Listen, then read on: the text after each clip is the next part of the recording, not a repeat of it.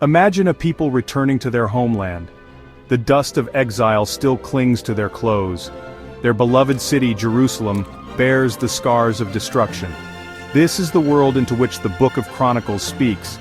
It is not merely a repetition of earlier histories found in Samuel and Kings. No, it is something more. It is a retelling, a reframing of Israel's story. It is a narrative carefully crafted to breathe hope into weary souls. Its purpose was to remind a generation struggling to rebuild who they were, and more importantly, whose they were. The chronicler was painting a picture of God's enduring faithfulness, a beacon in their uncertain present. The Book of Chronicles often appears at the end of the Hebrew Bible, the Tanakh. This placement is significant. It serves as a kind of capstone, a final word on Israel's journey up to that point. It looks back over the sweep of their history, from Adam to the decree of Cyrus allowing the exiles to return.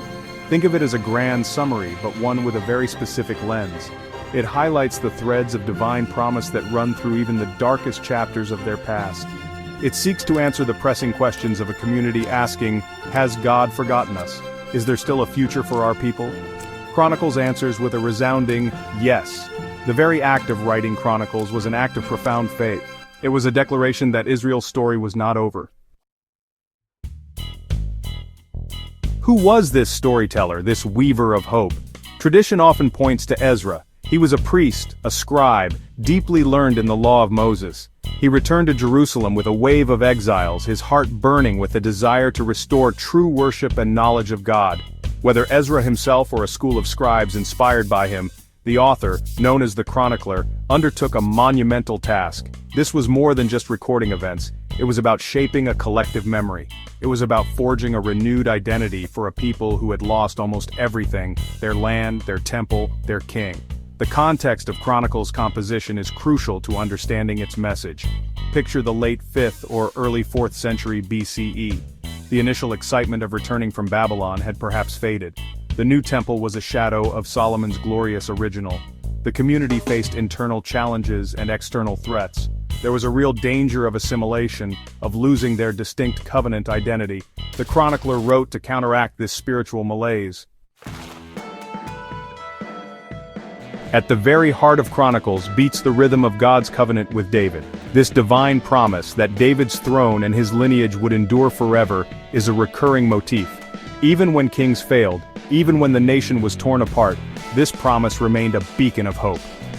The chronicler emphasizes this covenant to show that God's commitment to his people was not dependent on their perfect obedience, though obedience was always called for. It was rooted in God's own faithfulness. For the post-exilic community, this was a powerful reminder that their story was part of a much larger, divinely orchestrated plan, one that even the catastrophe of exile could not derail. The centrality of the temple is another dominant theme. Chronicles dedicates immense detail to the preparations for its construction by David and its building by Solomon. It meticulously lists the priests, Levites, musicians, and gatekeepers. Why this focus? Because the temple was more than just a building. It was the symbolic heart of Israel's relationship with God. It was the place of sacrifice, prayer, and divine presence. For a community rebuilding their lives without a king, the temple represented stability, continuity, and direct access to God. The chronicler wanted to reignite their passion for worship and their commitment to the sacred space that defined them. Then there is the powerful theme of repentance and restoration. Chronicles is filled with stories of kings and people who strayed from God, faced consequences, but then turned back to Him in genuine repentance. Section 4. Beyond the crown's spiritual destiny over earthly rule. When we place the Book of Chronicles alongside the Book of Kings, a fascinating contrast emerges. While both cover similar historical periods, their focus and purpose differ significantly. The Book of Kings often reads like a political history, detailing the reigns of the kings of Israel and Judah, their triumphs, their failures, their alliances, and their wars. It meticulously records the reasons for the nation's downfall, particularly the sin of idolatry and disobedience, culminating in the tragic exile. Its tone can often feel somber, a chronicle of decline and judgment, a stark warning against unfaithfulness. Chronicles, however, takes a different path. While it doesn't ignore the failures, its primary aim is to highlight God's unwavering plan and the spiritual destiny of His people. particularly through the lineage of Judah and the house of David. It often bypasses the more scandalous episodes of David's reign, focusing instead on his role in preparing for the temple and establishing worship. It largely ignores the history of the northern kingdom of Israel after the split, concentrating almost exclusively on Judah and the Davidic dynasty.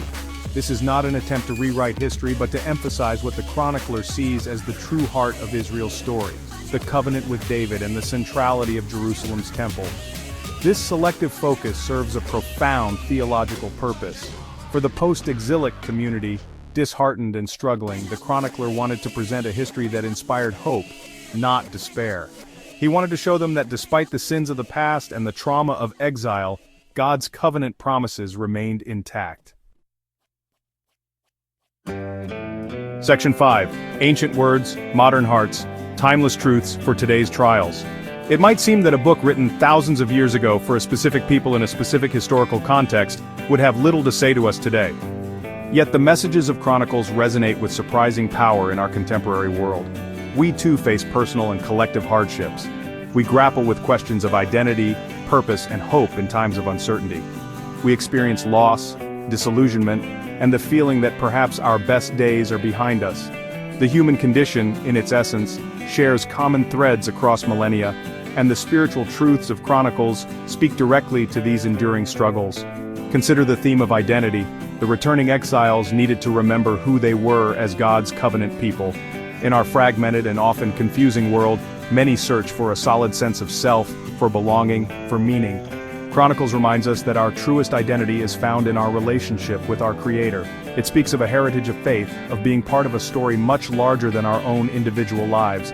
It calls us to remember the foundations upon which our spiritual lives are built, the promises that define us, and the community that sustains us, offering an anchor in turbulent times. Section 6. The Unfolding Scroll, Finding Hope in God's Enduring Promise. So, how should we approach the Book of Chronicles today? It is far more than a dusty historical record or a mere repetition of earlier biblical narratives.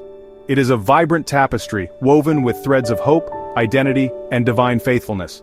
It is an invitation to see our own lives and the life of our communities through a lens of spiritual restoration.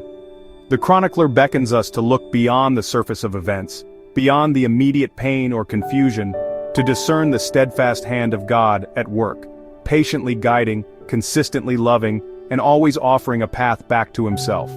Let us read Chronicles not as a chronicle of despair, but as a testament to resilience, God's resilience in His commitment to His people, and the people's potential for resilience when they turn to Him. It reminds us that even after periods of profound loss and apparent failure, renewal is possible. The rebuilding of the temple, the re-establishment of worship, the tracing of genealogies, these were all acts of faith, declarations that God's story with His people was ongoing. It encourages us to engage in our own acts of faith, to rebuild what is broken in our lives and communities, trusting in God's presence and provision. The book powerfully underscores the importance of worship, not as a ritualistic obligation, but as a vital connection to the divine, a source of strength and identity. It highlights the significance of remembering God's past acts of deliverance as a foundation for future hope. When we face our own modern-day exiles, be they personal struggles, societal upheavals, or spiritual dryness, Chronicles calls us to remember God's covenant love. It assures us that He has not forgotten us, and His promises, like ancient stars, still shine brightly, guiding us through the darkest nights. Therefore, let us open the Book of Chronicles with expectant hearts.